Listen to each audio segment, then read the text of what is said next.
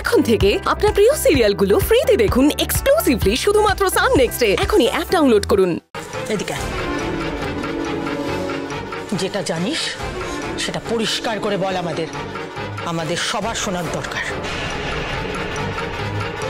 কি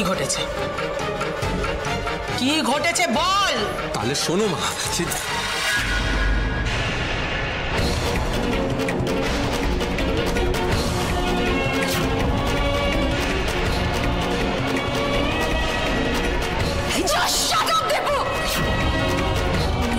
বন্ধ করে থাকবি,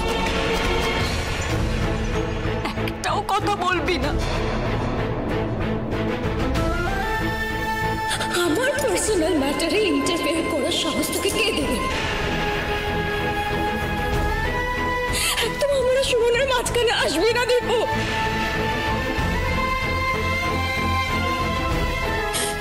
সেদিনকে তুই আমার শ্বশুর বাড়ি গিয়ে যা যা করেছিস সেটা ঠিক ছিল।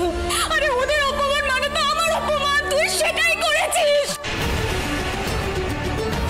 তুই আমাকে ওই বাড়ি থেকে নিয়ে আসতে চেয়েছিলিস, তুই আমার সংসার ভাঙতে চেয়েছিলিস, কিন্তু সেদিনকেও আমি সেটা হতে দিইনি, আজকেও হতে দেব না।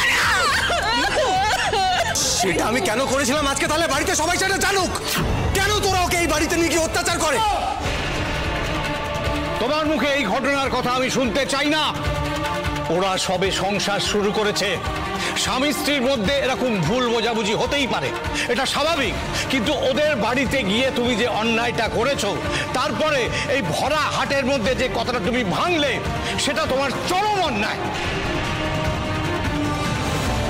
আর বিদু যখন সমানে বারণ করে যাচ্ছে, তখন কেন গলা তুলে কথা বলছিস তুই?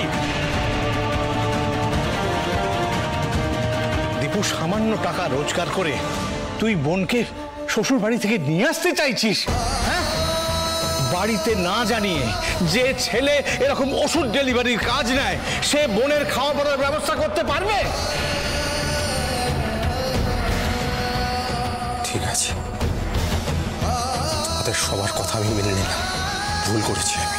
এত কম টাকা রোজগার করে বিদুর পাশে দাঁড়িয়ে ভুল করেছি আমি। আজ বাড়িতে পুজো, আনন্দের দিন, আমি এখানে থাকার যোগ্য নই। দীপু,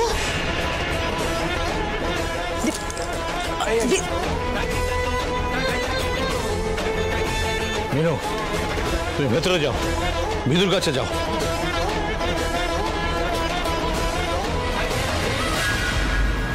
থ্যাঙ্কস বিদু।